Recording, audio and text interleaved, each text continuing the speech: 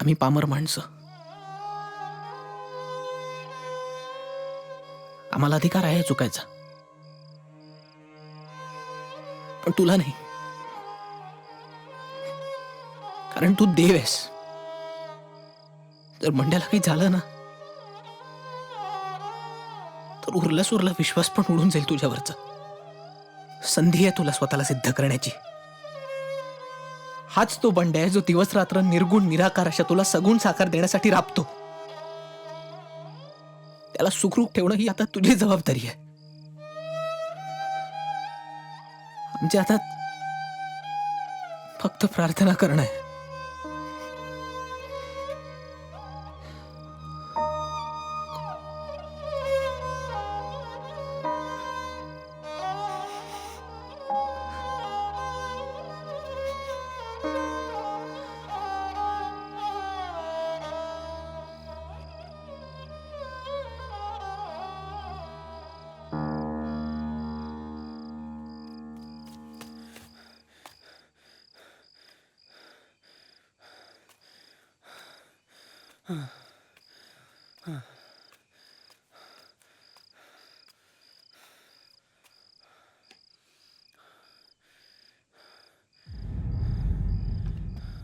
बंड्या,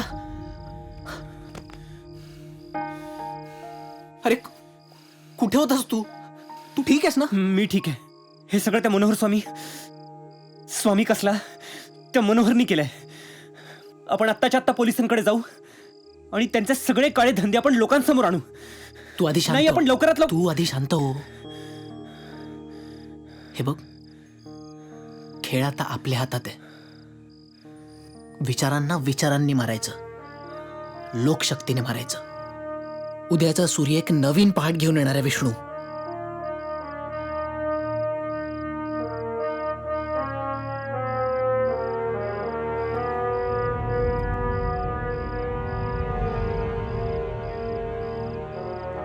चला आधी इथून जाऊया आपण.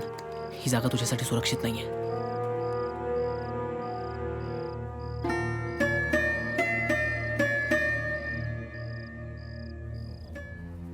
ओंकार, थांब. उद्घाटनाचा मान स्वामींचा आहे. तू परस्पर कसं काय करू शकतोस? हॉस्पिटलचं उद्घाटन जर स्वामीजींना करायचं असेल तर आम्हाला आनंदच होईल. खरं तर तो त्यांचाच हक्क आहे. हॉस्पिटल?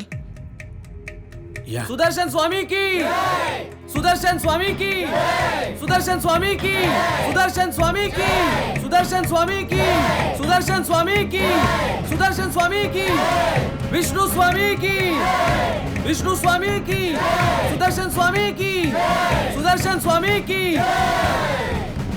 स्वामीजी प्लीज उद्घाटन करा, पण मठाचं नाही, हॉस्पिटलचं. कारण आमच्यासाठी या गावातल्या लोकांसाठी हाच खरा मठ.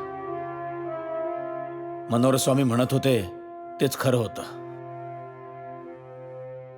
स्वार्थासाठी बोललेल्या खऱ्यापेक्षा परमार्थासाठी बोललेलं खोटं कैक पटीने श्रेष्ठच. तू फक्त आमचीच नाही, साक्षात परमेश्वराची, इथल्या सगळ्या लोकांची घोर फसवणूक केलीस.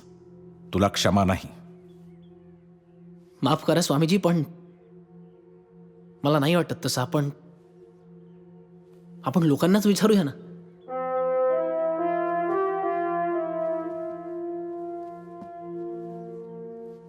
मित्रांनो, स्वामीजींच्या मते मी इथे मठाच्या जागी हॉस्पिटल बांधून तुम्हा सगळ्यांची फसवणूक केली आहे. मला तुम्हाला विचारायचंय की तुम्हाला काय हवंय? एक मठ की एक अद्ययावत हॉस्पिटल? वाटल्यास आपण हॉस्पिटलचा विषय संपून टाकूया. नाही, नकोच ते. ICU रूमच्या जागी AC प्रार्थना खोली, एक्सरे मशीन, सोनोग्राफी रूमच्या जागी भक्तांसाठी आलिशान खोल्या. गेल्या वर्षी इथे कावळीच्या साथीत 52 जण दगावलीत फक्त उपचाराभावी. आपलीच लोक होती ना ती. कोणाची तरी काकू, कोणाची तरी आई, कोणाचा तरी मुलगा. कारण ना, प्रार्थना करायला, नवस मागायला देवळं होती, पण उपचारासाठी हॉस्पिटल नाही. अरे देव म्हणजे काय जादूगार वाटला का तुम्हाला? जादूचे खेळ करायला? आणि मठ मंदिरं म्हणजे काय फास्ट फूडची दुकान आहेत का? एक ब्रांच इकडे उघडली, आता दुसरी ब्रांच तिकडे उघडूया. तो एक वैयक्तिक श्रद्धेचा विषय आहे आणि त्याच्यावर कुणाची मक्तेदारी नाही. श्रद्धा असावीच, कशावर तरी नक्कीच असावी.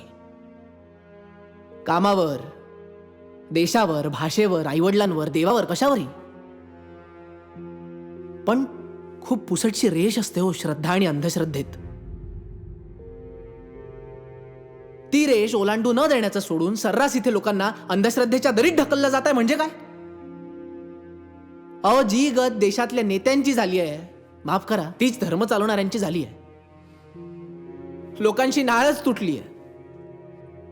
अहो, पेहराव बदलला, आहार बदलला, जगण्याच्या पद्धती बदलल्या,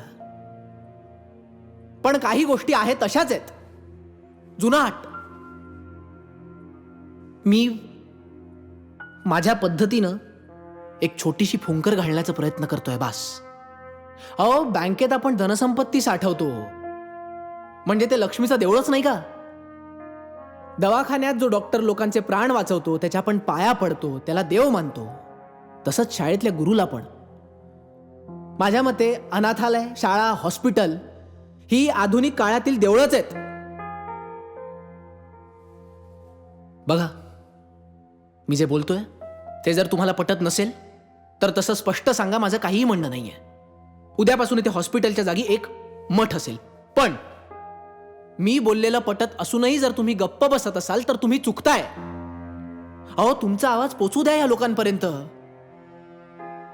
कळू द्या तुमच्या भावना यांना. एखाद दुसऱ्याचा आवाज कदाचित नसेल पोचत त्यांच्या कानापर्यंत, तर आज सगळ्यांनी एकत्र आवाज द्या. एक लक्षात ठेवा, आपलं गप्प बसणंच आपला घात करतं. आणि आपली लढाई स्वतःलाच लढावी लागणार आहे. दुसरा कोणी येऊन लढू शकत नाही, शकणार नाही. सरकार नाही ना देत तर ना सही. हे हॉस्पिटल तुमचं आहे. तुम्ही दिलेल्या देणगीतून उभारलेलं हॉस्पिटल आहे. त्यामुळे बोला.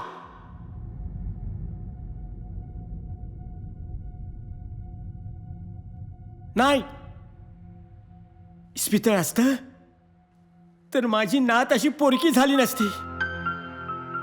आधी इस्पितळ, मग मठ.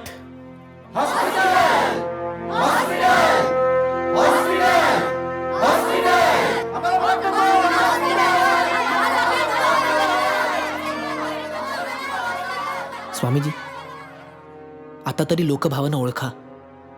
अहो, हेच पुण्याचं काम आहे. आणि मनोहर स्वामी, तुम्ही सांगता ना, देव शिक्षा देईल, देव शिक्षा देईल. अहो, माणसाचं मन पुरेसं असतं त्याला शिक्षा देण्यासाठी. देवाचं नाव कशाला खराब करायचं?